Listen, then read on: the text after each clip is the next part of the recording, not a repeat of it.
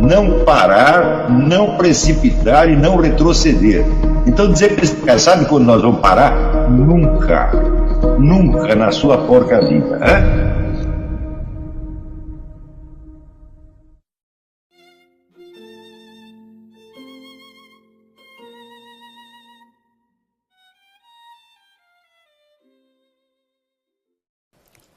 Todo conhecimento, ensina Suzanne K. Langer no seu já clássico Manual de Lógica Matemática, começa com a percepção de uma analogia. Analogia é um símbolo que não traduz diretamente uma realidade, mas uma constelação de impressões em torno dela. É analisando essas impressões que se forma, aos poucos, o conceito descritivo apropriado daquela realidade, tornando possível a discussão racional, culminando às vezes num conhecimento científico bastante sólido. Entenderam isso? Quer dizer, a primeira coisa que você apreende da realidade não é o fato em toda a sua pureza, mas uma constelação de impressões, que vêm, evidentemente, todas misturadas. Tá certo? Mas é dessa constelação de impressões que depois você obterá, por análise, o conceito específico do objeto que você tem em vista. Né?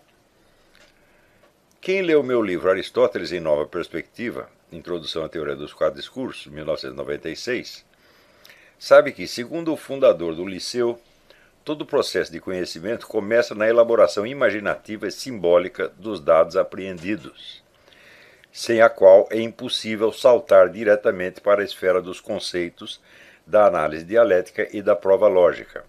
O símbolo, resume Langer, é matriz de intelecções. Então, segundo Aristóteles, o processo cognitivo é sempre o mesmo. Você recebe os dados dos sentidos, a memória, que para ele memória e imaginação é a mesma coisa. A memória é uma imaginação passiva. Faz já uma seleção inicial e estabiliza certas imagens, e é em cima dessas imagens que a inteligência vai trabalhar para obter o conceito. Quer dizer, a inteligência não conseguiria operar diretamente em cima dos dados dos sentidos, não só porque eles são enormemente confusos, mas estão sempre em fluxo, tá certo? Então você primeiro precisa focar a atenção. Então você foca a atenção através dos sentidos e, mais ainda, através da memória e da imaginação. Então aquelas imagens, que vamos dizer, são um esquema do fato, tá certo? Elas é que serão o material em cima da qual a inteligência vai operar para, através do processo abstrativo, obter então o conceito, a definição ou a descrição do fato ou do objeto que interessa. Por isso é que as primeiras reações da mente humana ante as grandes mutações e tragédias da existência coletiva assumem logo a forma de obras de arte, poéticas, narrativas ou teatrais, às vezes até musicais e pictóricas, antes de converter-se em análises sociológicas ou mesmo em livros de história. Esse é um dos sentidos em que se pode interpretar o dito de Aristóteles, segundo o qual, aspas, a poesia é mais verdadeira que a história, fecha aspas. A verdade da história está prefigurada, ainda que nebulosamente, na verdade da invenção poética, e nunca passa da exploração de algumas das linhas de força ali contidas. Mais ainda, ensina Aristóteles, a imaginação, que ele chama de fantasia, é o primeiro grau do processo abstrativo que vai dos fatos aos conceitos. É nela que se efetua a primeira triagem que separa o acidental do essencial, conservando na memória somente este último, já dotado de uma forma estável, sobre a qual a inteligência poderá só então operar novas distinções até chegar ao conceito descritivo claro e cientificamente válido. Benedetto Croce definia a poesia, a arte em geral, como expressão de impressões. Isso torna tudo mais claro. Se você não consegue sequer expressar as impressões que recebe de um fato, como chegará a uma descrição objetiva do próprio fato? Ou seja, qualquer conhecimento que você venha a obter sobre qualquer fato ou objeto, ele parte de uma impressão inicial. E essa impressão inicial tem de ser expressa, ao menos interiormente, ao menos na sua memória, tá certo? Para estabilizar de alguma forma, senão você não tem nem o que dizer a respeito. Não é isso? Dependendo da maior ou menor sensitividade do artista, aos indícios sutis e quase imperceptíveis colhidos no ambiente mental em torno, certas obras podem mesmo antecipar, quase que profeticamente, grandes mutações históricas ainda em germe. Os Demônios de Dostoiévski anunciam enfaticamente o morticínio comunista, e aspectos fundamentais do nazismo aparecem nos filmes de Fritz Lang, O Testamento do Dr. Mabuse e O Vampiro de Düsseldorf. Bom, no caso dos Demônios, Dostoiévski antecipou não somente o morticínio, mas uma tática fundamental do comunismo, porque o personagem, um dos personagens principais ali, toca fogo numa favela para criar uma crise social e em seguida denunciar o que aconteceu. Então o famoso negócio do Lenin, do xingue-os do que você é, acuse-os do que você faz, já está ali nos Demônios, com 40 anos de antecedência. Hein? Ou seja, isso não tinha acontecido. Tá certo? O Dostoiévski simplesmente percebeu que era isso que estava na mente das pessoas, que elas iam fazer isso porque era essa a forma mente dela. Né?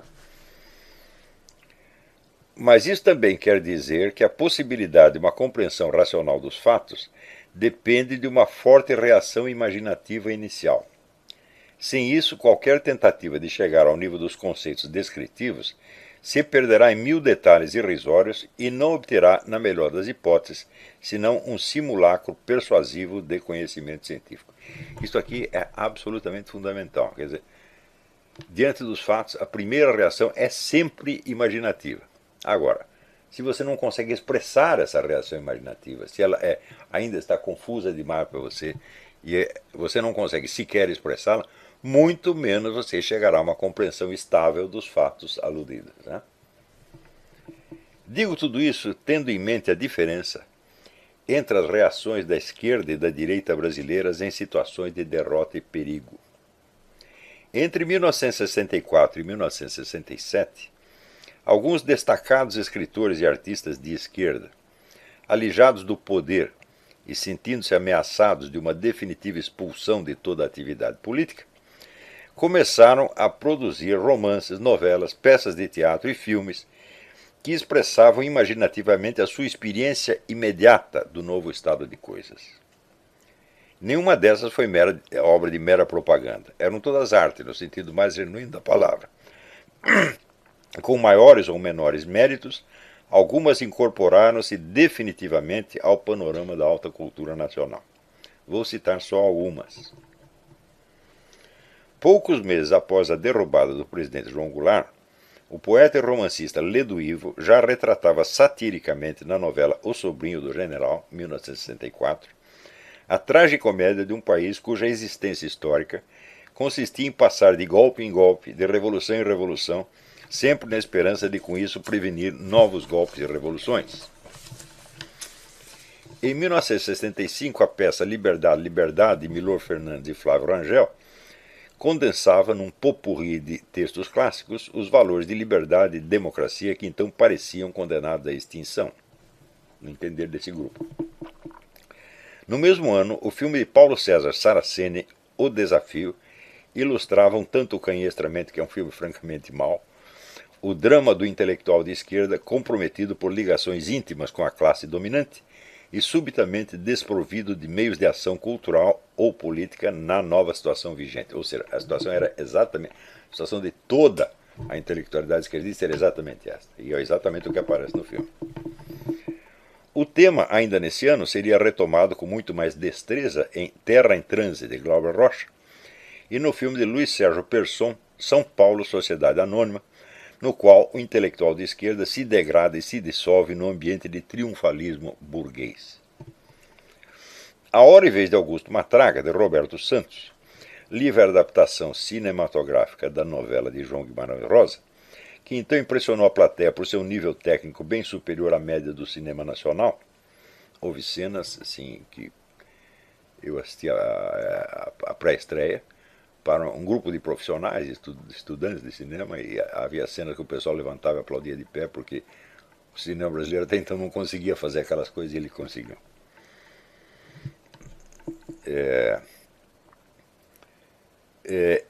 Já introduziu o tema da violência redentora, antecipando as guerrilhas, que após o fiasco das ligas camponesas, anterior ao golpe militar, eram então uma hipótese remota, rejeitada pela cúpula do Partido Comunista Brasileiro.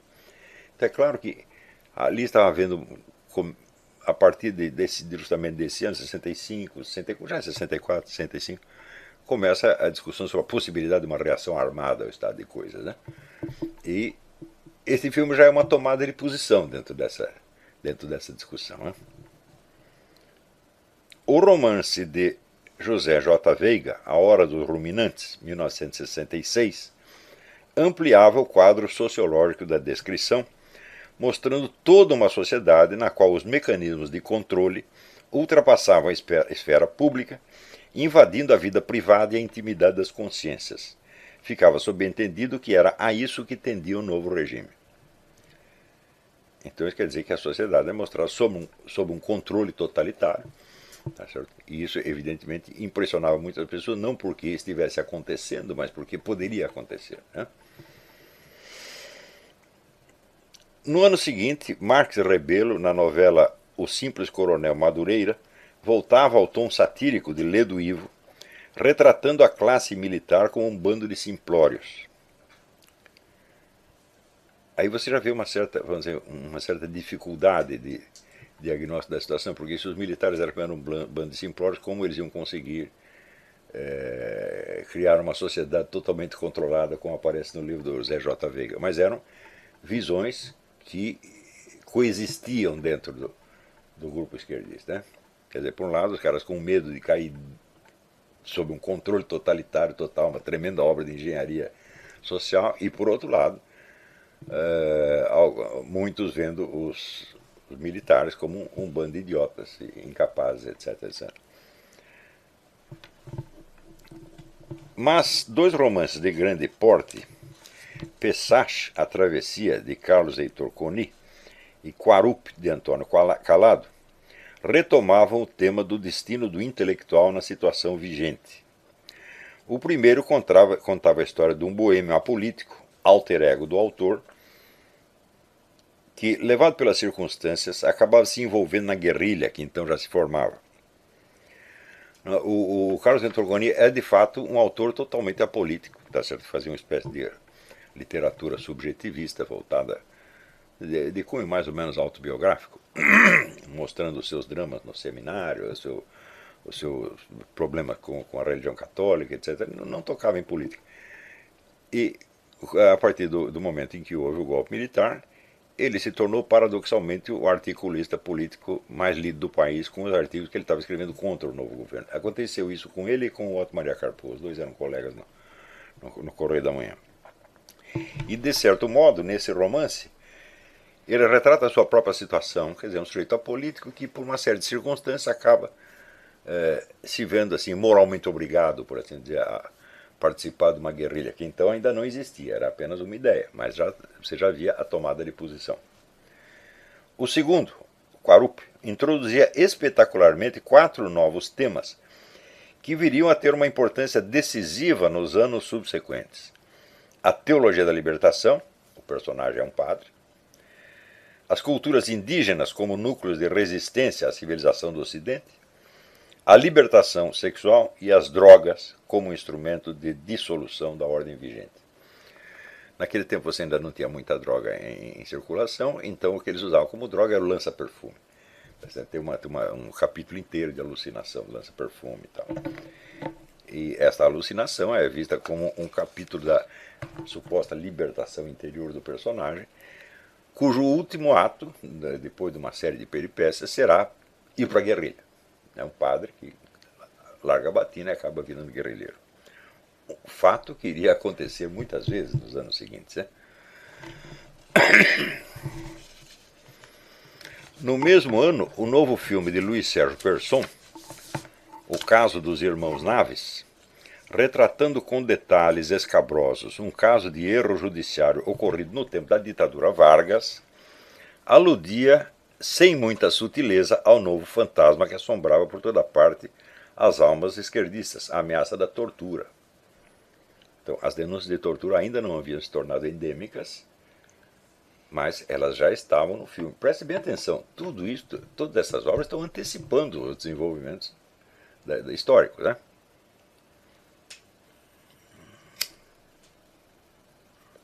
Esses exemplos bastam. Não importa, para os fins desta breve análise, saber se refletiam adequadamente o estado de coisas. Na verdade, em geral, o ampliavam histericamente com o uso descarado de velhas lendas urbanas de Grand Guignol, como o cemitério secreto de bebês de monjas em Quarup. Isso é uma lenda urbana que circula por aí, sobretudo garotos de ginásio, né? Ele coloca isso aí é uma cena real do romance. Né? Logo na primeira página aparece, né, dois seminaristas discutindo este assunto aqui. Na verdade, nenhum cemitério desse tipo jamais apareceu ao longo de toda a história humana, mas a história continua circulando. Ou o líder comunista com os genitais torrados a maçarico em Pessach. Isso também nunca aconteceu. Exagero histérico no mais alto grau era o controle social das consciências em A Hora dos Ruminantes, de José J. Veiga, que nunca esteve sequer nos planos da ditadura militar, e que somente os próprios esquerdistas veriam implantar mais tarde por meio da hegemonia e da ocupação de espaços. Quer dizer, você criar uma situação na qual certas opiniões se tornam impossíveis, né, é o controle íntimo das consciências. Os milicos nem pensaram numa coisa dessa, mas os comunistas pensavam e fizeram. Né? Mas no contexto, mesmo essas absurdidades se encaixavam bem nas tramas e não soavam como apelos propagandísticos, embora o fossem. Também não vem ao caso discutir se as impressões registradas nessas obras eram compartilhadas pela massa da população, ou se ao contrário, eram só da intelectualidade da esquerda. A verdade é que não eram. Refletiam nada mais que os sentimentos de um grupo ínfimo, que adoraria ser a voz do povo, mas sabia que falava apenas em seu próprio nome. Ao longo de todos os governos militares, o notório contentamento popular com o regime foi para esse grupo uma causa de desalento e desespero. Na última semana de governo, o presidente Médici tinha mais de 80% de aprovação popular. Num filme feito muitos anos depois, Que é Isso, Companheiro?, de Luiz Carlos Barreto, 1997, um guerrilheiro, vendo a esquerda revolucionária reduzida ao completo isolamento, apega-se pateticamente à esperança de que um certo disco de música popular tocado ao contrário espalhe a mensagem de Carlos Marighella, ao que seu colega responde com realismo cruel: mas, companheiro, ninguém ouve disco ao contrário. A fração minoritária, ou até microscópica, que não tinha como explicar isso senão reiterando a ilusão de que só ela representava a consciência nacional, enquanto a população inteira vivia na alienação sustentada pela máquina de propaganda do governo. Na verdade, essa máquina só se notabilizou pela discrição e timidez. Ao longo dos 20 anos do regime militar, o governo não produziu um único filme anticomunista, limitando-se a generalidades patrióticas sem qualquer conteúdo ideológico perceptível, e nunca deixou de financiar generosamente os seus minguados adversários, na literatura, no teatro, no cinema e na indústria editorial. Vocês viram que este mesmo tema de nós, a minoria, nós somos a consciência nacional, portanto, nós somos o povo. Isso se baseia, vamos dizer, na doutrina do Georg Lukács, da consciência possível. Quer dizer, o partido não expressa a consciência do proletariado, mas a sua consciência possível, aquela que ele virá a ter se o partido tomar o poder e o esclarecer. Então não é um povo, é um povo virtual. Este tema ressurge hoje nas análises que todo o pessoal da esquerda está fazendo a respeito do impeachment da Dilma. Tampouco era cabível culpar a censura.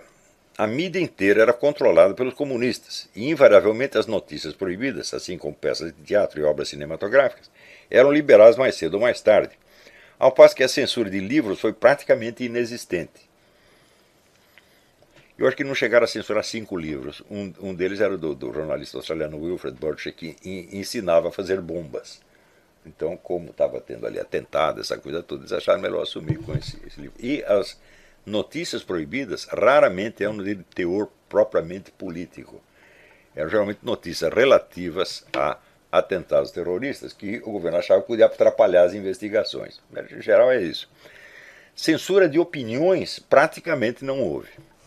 Mas você via você tinha muito mais jornalismo de oposição circulando livremente do que teve durante toda a Nova República, né? A mensagem de revolta contra o estado de coisas, enfim, não tinha nenhuma ressonância popular. Foi preciso um lapso de quase 2 décadas para que algo semelhante viesse a produzir-se. Mas, com certeza, não é isso que está em discussão aqui. O fato é que aqueles livros, filmes e peças teatrais expressavam corretamente as impressões de um grupo que, em compensação do seu isolamento, se considerava a parcela mais esclarecida da população, estatuto ao qual, justamente, o seu domínio do mercado das artes e letras acabava por dar alguma confirmação retroativa. O fato mesmo de que isso aqui é importantíssimo, o fato mesmo de que tantas dessas obras se concentrassem nos problemas do intelectual e não nos do povo. Quase todos os heróis desse filme são intelectuais ou representam de algum modo, né? Já mostra que a vivência ali registrada era de uma minoria ínfima, que tomava a sua intersubjetividade, a sua experiência intersubjetiva como consciência nacional. E toma até hoje, mesmo quando 96% da população a rejeita e despreza. As obras que mencionei constituíram, portanto, o fundo imaginativo comum sobre o qual a esquerda veio a tecer a rede inteira das suas discussões políticas e estratégicas nas décadas seguintes, bem como a linguagem básica em que essas discussões se tornavam imediatamente compreensíveis ao grosso dos militantes e simpatizantes. Por exemplo, o debate entre a proposta guerrilheira e a via pacífica para a conquista do poder, tão decisivo para o curso das coisas na década seguinte, já estava inteiramente prefigurado em obras como Quarupo, O Desafio e A Hora e Vez de Augusto Matraga. A criatividade literária da esquerda não se limitou a responder ao golpe de 1964. Continuou registrando as mutações psíquicas do grupo ante a derrota das guerrilhas, o advento da New Age, a fusão de esquerdismo e banditismo, etc, etc. Só deu sinais de esgotamento depois da década de 80, quando a importação massiva de slogans politicamente corretos da esquerda americana passou a favorecer antes o discurso propagandístico do que qualquer esforço literário. A partir dos anos 90, a esquerda brasileira pode se considerar intelectualmente morta, justamente quando começava sua escalada final em direção ao poder. Mas essa parte da história não é preciso relembrar aqui, já que a contei com detalhes suficientes, ainda que de maneira fragmentada, nos 2 volumes do Imbecil Coletivo e nos 5 até agora publicados das Cartas de um Terráqueo. Qualquer que esses livros eles abrangem sobretudo esse período, né, década de 90 até 2000 e pouco. Né? Qualquer que seja o caso, o importante é reter este fato. Entre as décadas de 60 e 80, a resposta literária e artística da esquerda nacional ao estado de coisas forjou a imagem do mundo sobre a qual se ergueram as suas novas concepções estratégicas, bem como uma retórica que logo se espalharia para muito além dos círculos militantes e se tornaria a linguagem dominante de toda a mídia, do show business e do meio universitário em geral, desfrutando ainda de uma imensa credibilidade residual muito tempo depois de haver perdido todo o impulso criativo e se anquilosado num sistema de chavões.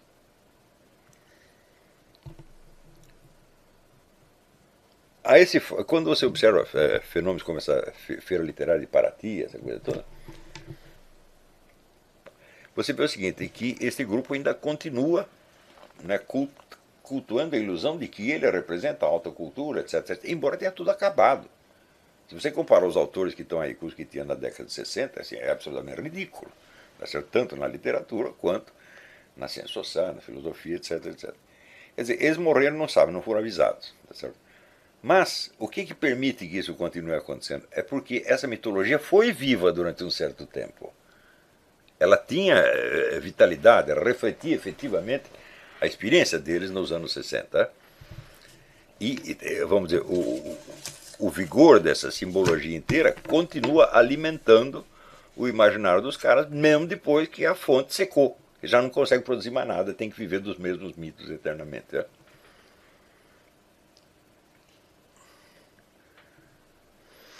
A esse fato deve-se opor em comparação este outro.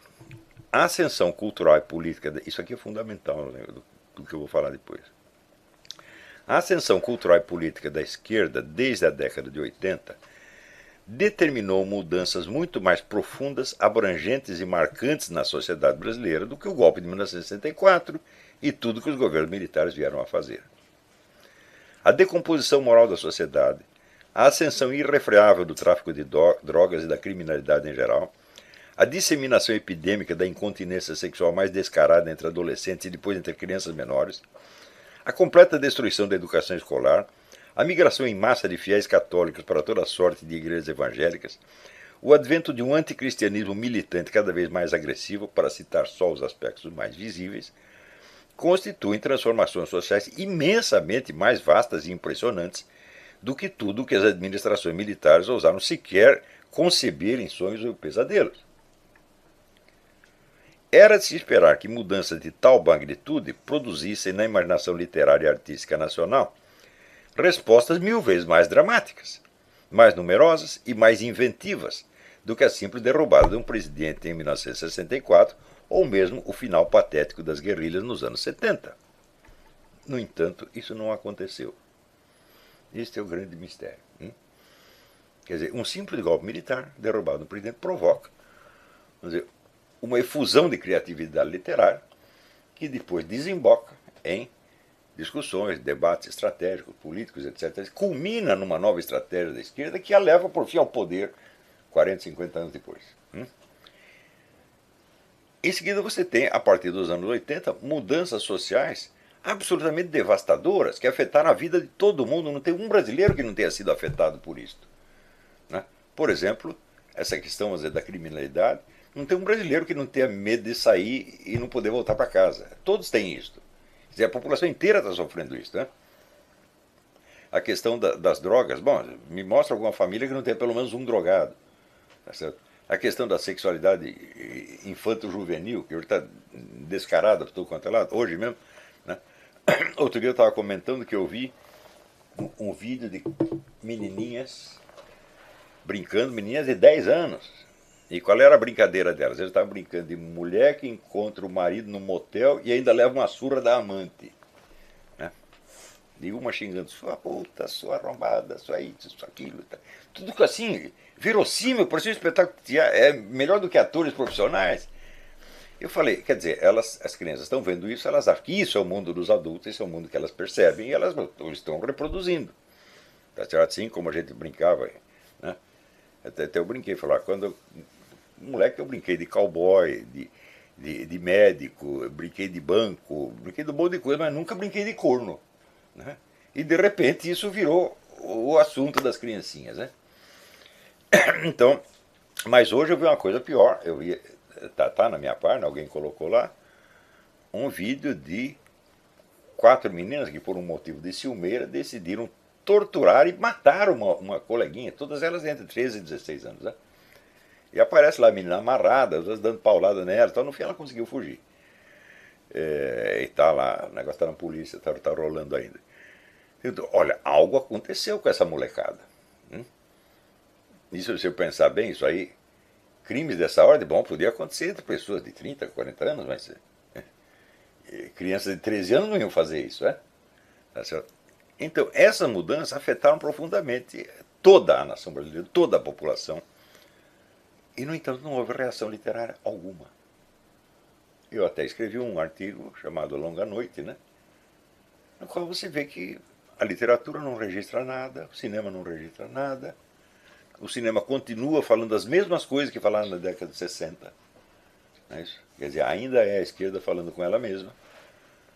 Na literatura não aparece absolutamente nada.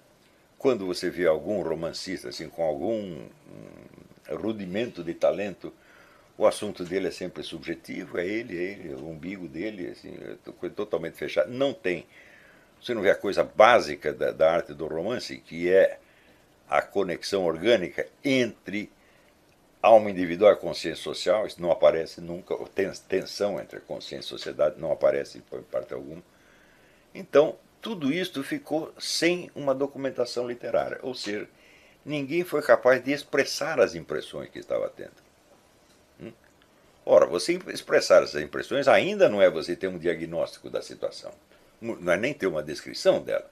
Você está tendo apenas uma descrição da sua reação, uma descrição das impressões. Mas sem estabilizar essas impressões num certo número de obras, o imaginário fica solto. Então, não havendo a unidade do imaginário, em cima do que você vai discutir? Evidentemente, são coisas que parecem ser descrições, mas que na verdade são impressões, só que são impressões soltas, porque não estão elaboradas artisticamente, não tem o sentido de unidade. Então, é claro, aparecem pessoas, né, dizendo assim, o problema do Brasil é que nós temos que fazer a separação do Sul, ou o problema do Brasil é que nós precisamos fazer controle da natalidade, né? Ou o problema do Brasil é que nós temos que privatizar tudo. E assim é chute para tudo quanto é lado. Né?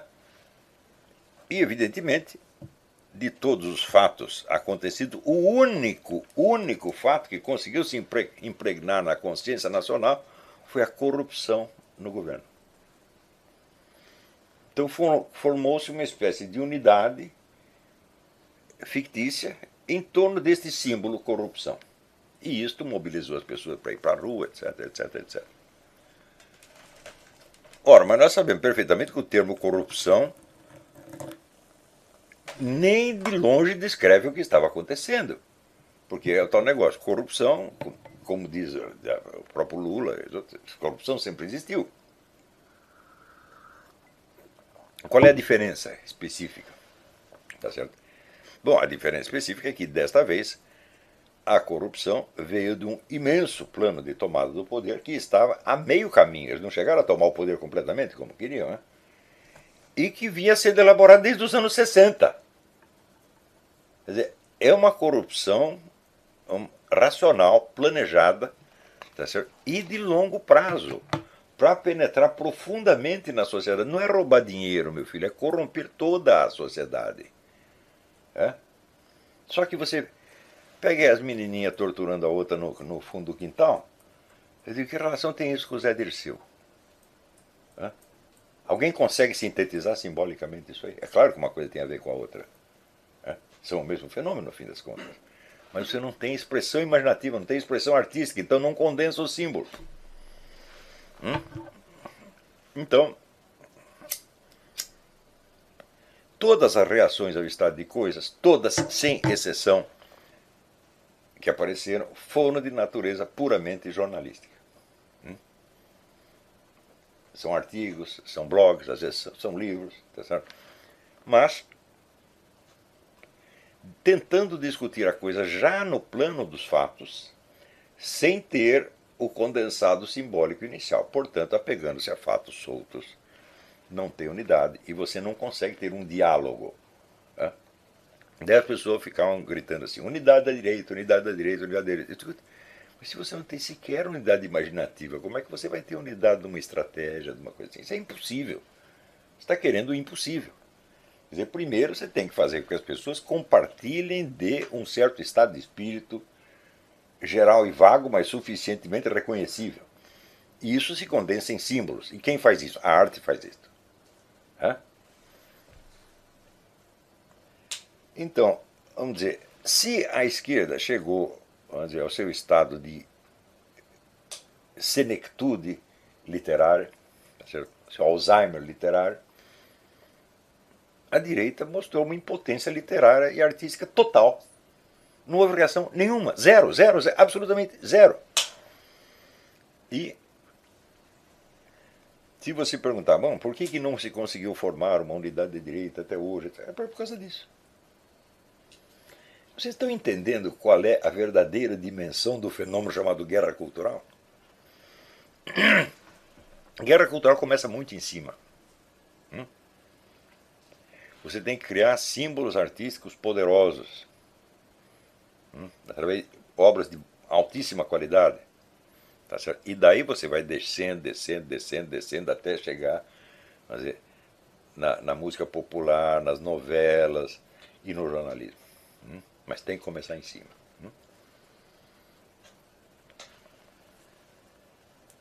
Isto o pessoal até hoje no Brasil não entendeu. Eles acham que guerra cultural é uma questão de propaganda. Eu digo, olha, toda propaganda requer um produto. Qual é o produto exatamente? O que é que nós estamos querendo? Bom, um quer uma coisa, outro quer outra, cada um está fazendo propaganda do seu peixe. Tá certo? E não tem como não ser assim. Por quê? Porque você não tem um campo imaginativo comum em cima do qual possa se desenvolver discussões organizadas. Então, quando eu comecei. E aí, pessoal, tranquilo? Então, se inscreva no canal, compartilhe, comente, ajude nosso canal. Os links estão na descrição do vídeo. Você pode participar pelo Apoia-se, pela vaquinha. Qualquer forma de ajuda será muito bem-vinda.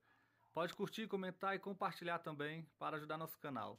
Quem quiser seguir a gente nas redes sociais, estão todas aí na descrição do vídeo. Muito obrigado, sempre com Deus, pátria, família e liberdade. Tamo junto, forte abraço.